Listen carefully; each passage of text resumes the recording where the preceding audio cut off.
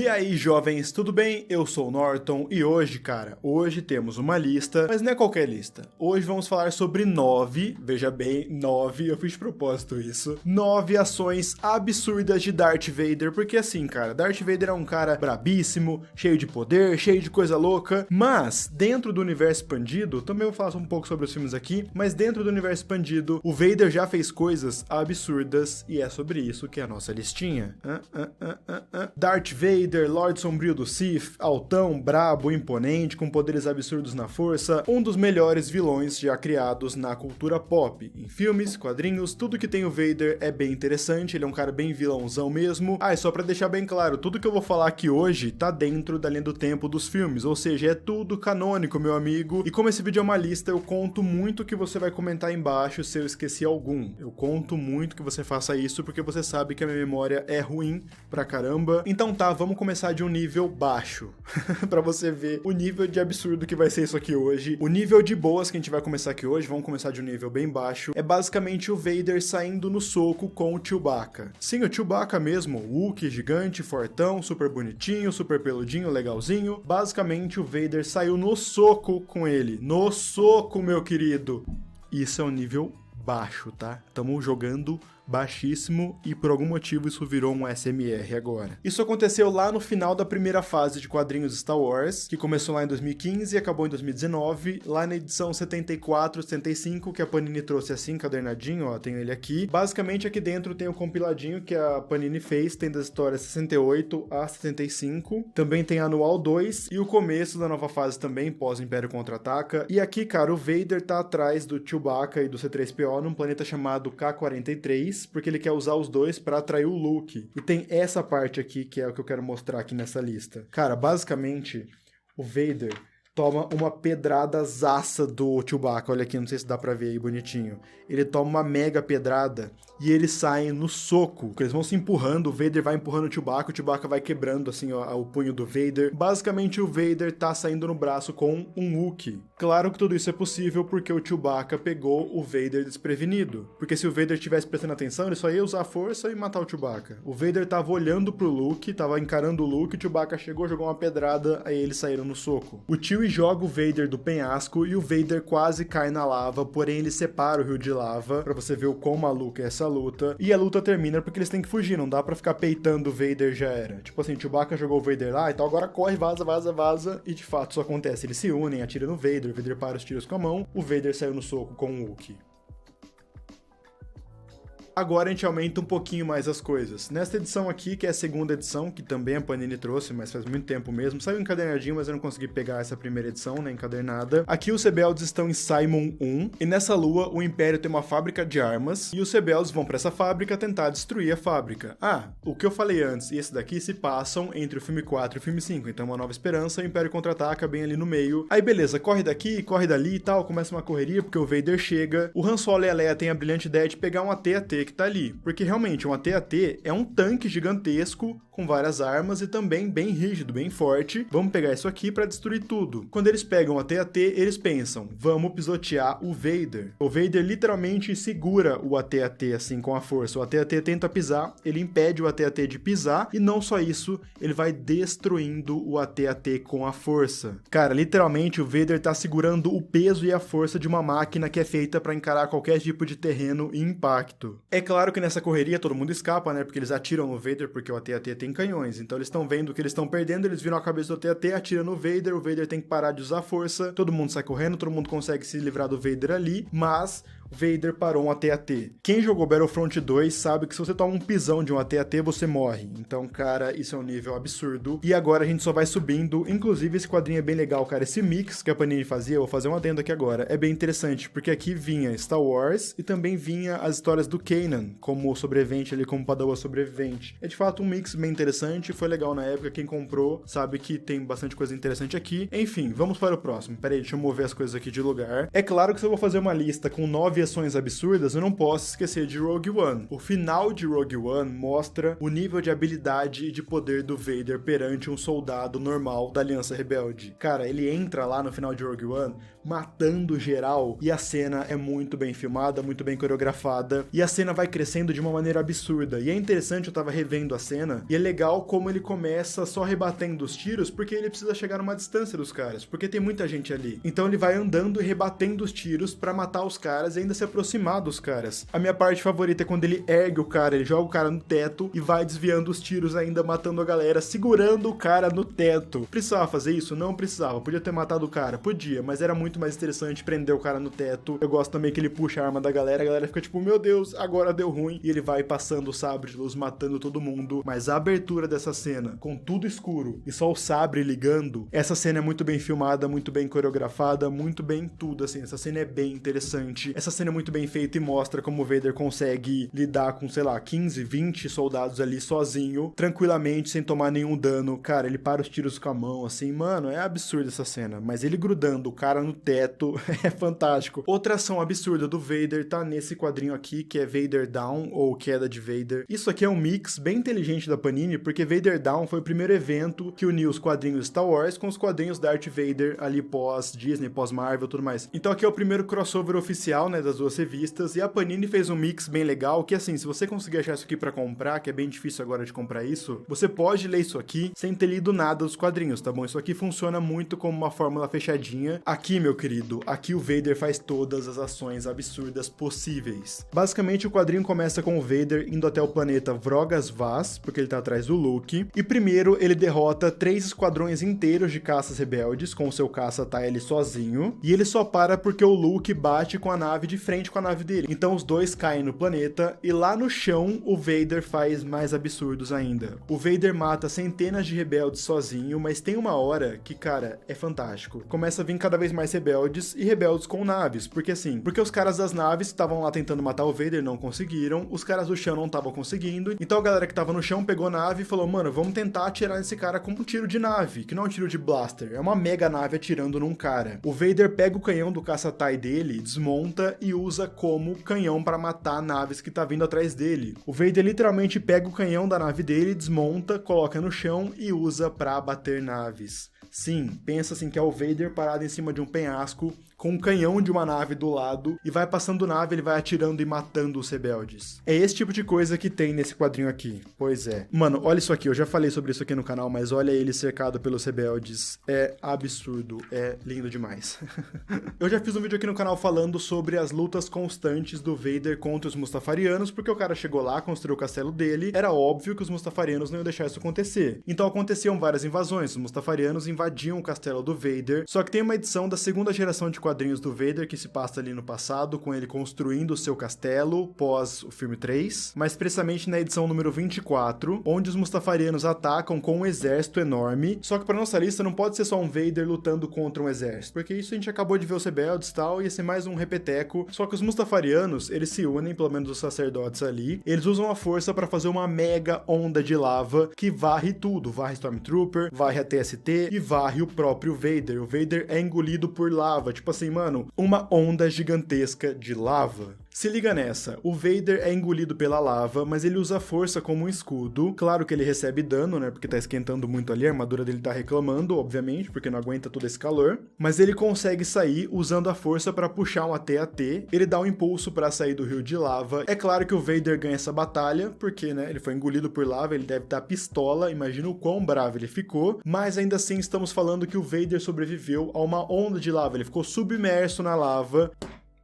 É isso. Agora a gente entra numa categoria dentro da nossa lista, que é Darth Vader contra a água, porque por mais que a gente ache que o Anakin / Vader odeia areia, quem é de fato o inimigo do Vader é a água, porque isso tem muito no universo expandido. Toda hora o Vader é engolido por uma onda gigante, ou quase engolido. Sempre tem água pra mostrar o nível de poder do cara. Lá no primeiro arco da segunda fase de HQs do Vader, ele luta contra o Jedi Kirak Infila. Só que o Vader cai numa armadilha, e o Kirak Infila abre uma barragem imagem e o Vader tenta segurar a força da água, mas ele não consegue conter. Isso também acontece no arco de Mon Cala, ainda na segunda fase de quadrinhos do Vader, onde, se liga nisso, toda vez que eu tenho a oportunidade de falar sobre isso, eu vou falar. O Vader tá invadindo ali Mon Cala logo nos primeiros anos do Império, junto com os Inquisidores. E a gente sabe que os Mon Calamari e os Quarren, que moram ali em Mon Cala, eles têm cidades submersas. Só que ainda tem cidades ali, prédios que ficam pra fora, ficam ali na superfície, porque vêm seres de outros planetas, tem comércio, tem tudo ali em cima. Quando eles são atacados pelo Império, eles mostram o plano de contingência deles, porque se eles são atacados, eles têm que colocar aquelas cidades pra baixo da água, porque eles respiram na água. Será que os atacantes respiram na água? Entendeu? Eles invocam baleias gigantescas, eles chamam as baleias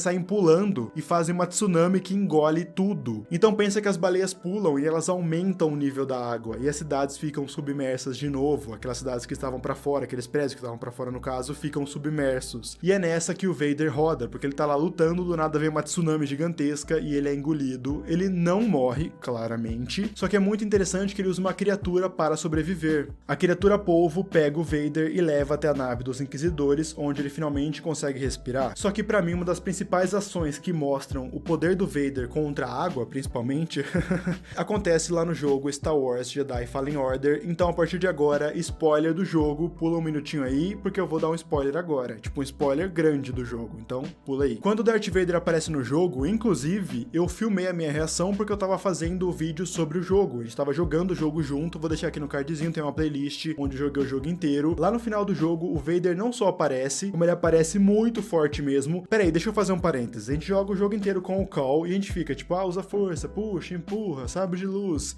Quando o Vader chega, vira um nível descomunal de poder assim. E quando a gente sai correndo, o Vader começa a mexer o chão, mexer as paredes, mexer a ponte, começa a arrancar tudo. Para nossa sorte, o Vader faz o estilo Jason e ele só vai andando e teleportando. Além de tudo isso, no final dessa perseguição, o Cal destrói o vidro do corredor onde eles estão, porque nessa parte do jogo estamos na Fortaleza dos Inquisidores, na Lua Nur, e essa parte é submersa. O Cal arrebenta o vidro pra fugir, e a gente consegue ver o Vader segurando a água. Mano, imagina a força e a pressão dessa quantidade de água, porque a gente tá submerso, então, tipo assim, quando a água entra pelo vidro, dá pra ver o Vader segurando assim com muita força, e usando a força, olha só, brunts. Mas eu gosto mais na hora que o Cal tá correndo, você tá correndo lá e o chão vai saindo na sua frente, cara, é bem da hora mesmo. Agora a gente entra numa outra categoria que é Vader versus monstro gigante. É bem isso mesmo que você ouviu. Aparentemente o Vader é o primeiro ser da história, pelo menos nos registros do Império, a derrotar um Sando Aqua Monster. Sabe aquela criatura gigantesca lá nas profundezas de Naboo que a gente consegue ver lá no filme 1 da Ameaça Fantasma? Pois é, o Vader sai no braço com essa criatura entre o filme 5 e o filme 6. Eu já falei sobre essa aventura num vídeo que eu vou deixar aqui no card, que basicamente o Vader tá em Naboo pra descobrir o que de fato aconteceu com a Padmé, e ele é engolido pela criatura, e ele fica alguns minutos dentro dela, até o momento onde ele arrebenta o crânio da criatura e ataca o cérebro dela com o seu sabre de luz. O droid que tá com o Vader nessa aventura fala que dentro dos registros do Império, ninguém nunca derrotou essa criatura, ninguém nunca matou essa criatura. Essa criatura até então só tinha sido morta por outra criatura dessa, entendeu? Tipo assim, se elas começam a tretar, uma hora uma mata a outra. Então o Vader é o primeiro ser registrado pelo Império, então eu acho que o Império tem registro de tudo, né? O Vader literalmente sai da cabeça do bicho, velho. Pá, assim, tá ligado? Tipo, arrancando a cabeça dela mesmo, mano. Fantástico, e convenhamos, tudo que a gente conversou aqui hoje, basicamente isso é uma terça-feira pro Vader, tá? Tipo assim, o que você fez hoje? Então, ontem eu fui jogado num rio de lava pelo Chewbacca. Hoje eu destruí um monstro que ninguém nunca tinha destruído e tal. Eu acho que agora eu vou fazer um cafezão, vocês estão afim? Basicamente é isso, eu acho. E pra fechar o nosso vídeo, temos a coisa mais kaiju possível, anime contra monstro gigante possível, que é o Vader matando um monstro chamado Ender, ou Terminador, como você quiser traduzir, que basicamente o Ender é uma criatura gigantesca, e dessa vez não é uma criatura marinha. Isso acontece na HQ Dark Visions 1. Cara, parece um anime de kaiju mesmo, assim, sabe? Monstro gigante contra robô. E agora, parando pra pensar, basicamente é isso, né? Monstro gigante contra robô. O robô não é gigante, mas ainda é um robô. O bicho pega o Vader e a mão dele é muito maior do que o Vader, e ele soca o Vader na parede, joga pra cima, bate no Vader. No começo da luta, o Vader consegue até atingir o olho do bicho, mas isso não para o bicho em hipótese alguma. Eu acho que isso, inclusive, deixa o bicho bem bravo. Sem contar que temos essa imagem maravilhosa do Vader montado num cavalo preto com 4 olhos. Fantástico, vai, fala sério, eu vou bater palma, porque isso é fantástico mesmo. A luta vai rolando e tem uma hora que o Ender fica de saco cheio do Vader e ele começa a fazer um poder na boca dele, então a bocona dele tá aberta e tá energizando ali. O Vader usa então a força pra fechar a boca do bicho, então o bicho tá lá fazendo uma energia, o Vader vai lá, fecha a boca dele. E não só isso, claro, o Vader fecha a boca do bicho e ergue a cabeça do bicho, deixando o pescoço à mostra. E o Vader rasga o pescoço da criatura. Não sei porque quando eu tava lendo esse quadrinho eu lembrei da abertura de Shingeki no Kyojin. Por que será? Eu espero que agora que a gente terminou nossa listinha, você tenha entendido o nível de poder de Darth Vader e o nível de protagonismo também, porque o cara não morre mesmo. Meu Deus, esse cara passou por muita coisa. Espero que você tenha gostado desse vídeo. Comenta aí embaixo então, dá like e dá dislike também se você não gostou, porque assim eu consigo ver se vocês gostam das listas e eu posso ir trazendo cada vez mais. Comenta aí embaixo então, like e dislike se você não gostou. Fechou? Bom, gente, é isso. Espero que vocês tenham gostado desse vídeo. Se você gostou, então deixa um like aqui embaixo, é muito importante. Se inscreve no canal pra você não perder mais nenhum vídeo. Compartilha esse vídeo pro seu amigo e pra sua amiga que você sabe que gosta de Star Wars, mas não tem muito contato com o universo expandido. Então eu acho que é um bom vídeo pra trazer a galera pra gostar mais do universo expandido. Não sei. Eu vou pedir pra você, por favor, me seguir no Twitter e no Instagram, se você quiser, obviamente. Me segue lá, vou deixar aqui embaixo bonitinho. É isso, gente. Muito obrigado por ter me ouvido até agora. Agradeço muito sua presença. Valeu e tchau. E aí, jovens, tudo bem? Eu sou o Norton e hoje a gente vai falar sobre Star Wars, mais precisamente, hoje a gente vai falar sobre Exegol, aquele planeta que foi revelado pra gente lá em Ascensão Skywalker. Então senta aí que tem muita coisa legal pra gente conversar. Por mais que o filme Ascensão Skywalker não tenha explicado nada pra gente, então deixou tudo meio jogado, tudo meio assim, Exegol, Palpatine volta, Dias da Força, são informações bem interessantes, mas ainda assim bem jogadas. A galera do universo expandido tá tentando ao máximo juntar as peças, juntar as pontas e criar novos significados, novos porquês, novas respostas e basicamente ligar os pontos que a Ascensão Skywalker não tentou ligar ou esqueceu de ligar, sei lá, porque tem algumas informações sim no guia visual e também eu vou usar como base uma história dentro do livro Dark Legends, que é um livro bem recente, acabou de sair, acho que tem 2 semanas até o dia que eu tô gravando esse vídeo. Bom, lá no filme 9 da franquia Star Wars, lá no filme Ascensão Skywalker, a gente descobre o planeta Exegol e lá na novelização do filme, que é o romance ali, né, o livro do filme, eles contam um pouco mais que esse planeta é o planeta onde o Palpatine conseguiu transferir a sua mente na hora que ele foi jogado lá na segunda Estrela da Morte. Ele conseguiu transferir sua mente e estava vivendo dentro de um corpo clone, aquele corpo que a gente vê lá em Ascensão Skywalker, cheio de tubo, tal, com líquidos que mantém ele vivo. Então, isso foi explicado um pouquinho na novelização, mas no guia visual eles falam um pouquinho mais sobre Exegol e eles deixam bem claro que Exegol é um planeta do Sith, ou seja, um planeta que está ligado aos antigos Sith, da época que os Sith governavam a galáxia. Porque assim, vamos numa pequena linha do tempo agora. Antes da República existir, a República lá das prequels, tô falando. Aquela república, aquele formato de governo tem aproximadamente 1000 anos. Antes da república ser estabelecida, os Sith governaram a galáxia por algum tempo, então eles perderam pro Jedi depois e pra república, e eles tomaram muitos planetas, e alguns desses planetas ficaram conhecidos como planetas dos Sith, como por exemplo Moraband, que é de onde os Sith vieram, também tem Malachor, que tinha um templo Sith que também era uma arma, e agora temos Exegol. Lá no guia visual de Ascensão Skywalker, eles falam que Exegol não era só um planeta dos Sith, era um planeta reduto para os Sith, ou seja, era um planeta que era um esconderijo, assim, o último recurso para os Sith irem se esconder, então casa certinho com o plano do Palpatine. O Palpatine sabia desse recurso, sabia desse esconderijo, e quando ele viu que ele ia morrer, que não ia ter jeito, ele transferiu a sua mente pra lá. Só que também tem umas coisas bem interessantes, porque eles deixam meio que por cima de que os Sith, eles acharam esse planeta, e eles começaram a escavar. Isso tá lá no guia visual, então é bem interessante pontuar. Eles começaram a escavar muito, porque eles acharam que lá embaixo, dentro assim do núcleo do planeta, tinha um ponto de convergência da força, ou seja, um ponto muito forte na força, um ponto com um poder absurdo dentro da força. A gente não sabe se eles conseguiram achar esse poder ou não, se eles conseguiram chegar nesse ponto de convergência, e com isso eles conseguiram devastar o resto de ecossistema ali, de natureza, que tinha em Exegol. O interessante de Exegol é que fica nas regiões conhecidas, o que levanta já um apontamento bem interessante, porque dá pra gente tirar a conclusão de que o Sith tem planetas escondidos até hoje. Então nem a Ordem Jedi, nem a República sabem o que tem nas regiões conhecidas, por isso que se chama regiões conhecidas, porque não é mapeado. Então lá nas regiões não mapeadas tinha um planeta que era o esconderijo do Sith. E melhor ainda mais, sabe aqueles fiéis que ficam lá com o Palpatine, que a gente vê no filme 9, que são os Loyalists, que são basicamente fiéis mesmo, eles são fiéis ao Sith, eles servem ali um culto ao Sith, e eles estão em Exegol desde sempre, esperando os Sith voltarem, para quando desse muito errado eles precisassem correr, e lá em Exegol tinha uma galera para socorrer os Sith. E o que é interessante é que lá tinha laboratórios, como a gente vê lá o Snoke naqueles tubos. E também lá em Exegol, os Sith usavam para estudos sobre a imortalidade. Esse é um tema que eu gosto muito de falar sobre Star Wars, é como o Sith tem a briga com a morte. Porque beleza, um Sith quer um poder, o lado sombrio quer o poder a todo custo, só que tem uma coisa que é inevitável, que é a morte. Então, geralmente, 99% dos casos, um Sith quer conseguir achar a imortalidade, porque não adianta nada você ser muito poderoso, o caso do Palpatine, por exemplo. Tudo bem que ele burlou a morte, mas ainda assim, por exemplo, o Palpatine. O cara chegou ao poder lá, como Sith poderoso da galáxia, do Império e tudo mais, mas ele tava velho. Por isso que o Palpatine tava tentando correr atrás de algo que estendesse a sua vida, porque não adianta nada chegar ao poder e morrer, porque um Sith não quer compartilhar o poder, até por isso que são dois. E se ele morrer, ele não tem mais poder porque ele tá morto. Então eu gosto muito dessa discussão, e Exegol é um planeta onde os Sith estudavam a imortalidade, eles tentavam chegar à imortalidade naquele planeta. Uma coisa que é bem interessante é que o planeta é um planeta perfeito para ser um esconderijo, porque em volta dele, assim, entre o espaço e a atmosfera do planeta, tem diversas tempestades ali. Então a pessoa só consegue passar por ali usando uma nave se tiver as coordenadas certas, que é o caso lá do Wayfinder. Inclusive é bem interessante, porque reforça muito mais que Exegol é um planeta do Sith, porque só tem 2 Wayfinders, que são aqueles holocrons, né, uma espécie de holocrons,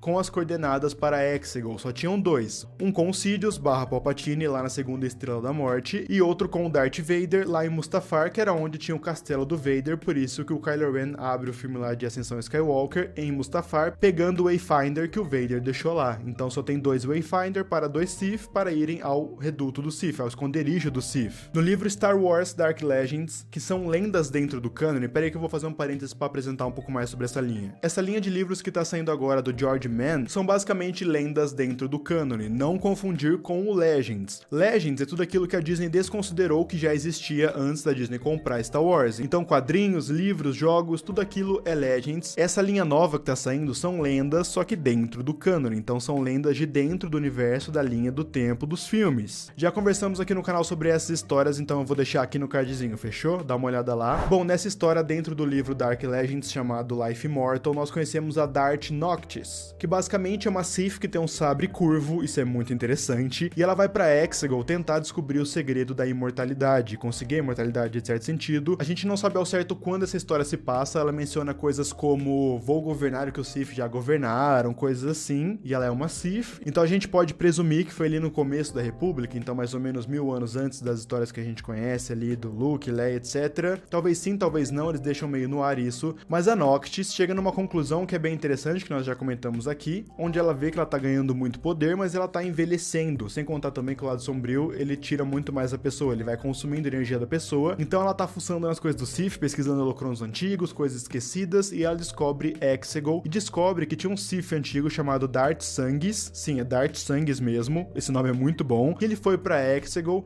e ele conseguiu a imortalidade. Guarda isso que é bem importante, um Sith que conseguiu a imortalidade. Tá, mas se ele conseguiu a imortalidade, cadê esse cara? Aguenta aí. Então a Noctis vai até o planeta Exegol, e lá ela encontra uma criatura que parece o Gollum do Senhor dos Anéis mesmo, sabe? Uma criatura meio curvada, que parece meio humana, mas não é, meio deformada, assim. Ele vira servo da Sith, e ele começa a ajudá-la a pesquisar nas coisas antigas do Sith, que já estavam escondidas lá, muito bem guardadas. Então quando a Noctis chega lá, ela vê que tem um monte de laboratório, um monte de tubo, ela acha tudo aquilo lá que a gente vê em Ascensão Skywalker. E lá ela passou muitos anos até chegar muito próximo do final da sua vida. Então ela começou a ficar muito desesperada, ela precisava achar alguma coisa, algum ritual, alguma coisa que estendesse a vida dela. Ela então consegue achar um ritual que precisa de um sacrifício de sangue, e foi esse mesmo ritual que o Darth Sanguis fez. Então ela pensa, cara, achei o que ele fez, achei como ele ficou imortal, vou fazer esse ritual também, e pra isso precisa de um sacrifício de sangue, e já tinha o servo dela lá, ela olha pro servo dela e fala, amigão, você rodou, e ela consegue fazer o ritual, se tornando imortal. Só que agora vem o ponto de virada da história. Na verdade, aquele Gollum era o Darth Sanguis, ou seja, ele conseguiu a imortalidade,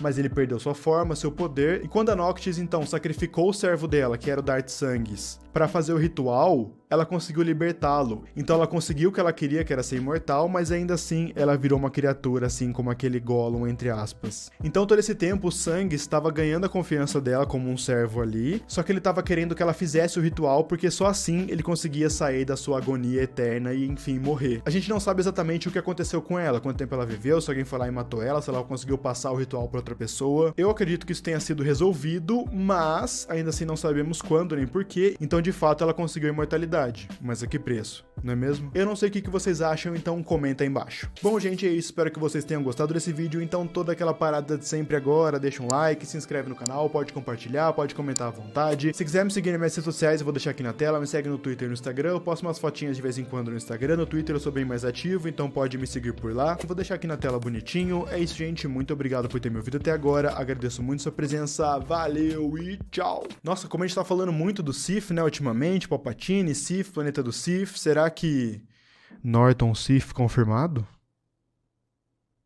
E aí, jovens, tudo bem? Eu sou o Norton e hoje vamos falar sobre Star Wars. Mais precisamente, no vídeo de hoje, a gente vai falar sobre a canonização do planeta Tython. Esse planeta que é muito importante para o universo de Star Wars, tanto no Legends quanto no Canon. Hoje a gente vai falar sobre a parte dele no Canon, porque no meio de 2020 eu lancei um vídeo chamado A Origem da Ordem Jedi, e lá eu falei muito sobre o planeta Tython, porque a origem da Ordem Jedi no Legends, que foi descanonizado, e o planeta Tython, essas duas coisas são ligadas diretamente, então já falamos muito sobre o planeta Tython dentro do Legends, e pra deixar mais fácil eu troquei um pouquinho o título, então é a Origem da Ordem Jedi e o planeta Tython. Pra ficar mais fácil de encontrar, eu vou deixar esse vídeo aqui na descrição e também no card. Então, pra deixar bem claro, nós já falamos sobre o planeta Tython dentro do Legends, que foi descanonizado pela Disney. Inclusive, alerta de spoiler. Nesse vídeo aqui vai ter spoiler da segunda temporada de The Mandalorian, tô avisando logo de cara. Por causa do que acontece lá em The Mandalorian, o planeta ganhou bastante destaque com os fãs. Na verdade, assim, quem acompanhava os quadrinhos já conhecia, né, os quadrinhos do Legends, mas agora no novo cânone, ele tinha sido mencionado, só algumas aparições que a gente vai citar ainda no vídeo de hoje. Tython é um planeta que ele foi recém-canonizado nos quadrinhos da Afra do ano passado. Então tem muita pouca coisa, eu vou tentar sintetizar tudo da melhor maneira possível, mas sim, Tython já estava no cânone e sim tem ligação com a Ordem Jedi. Lá no antigo Legends, o planeta Tython era muito importante para a Ordem Jedi,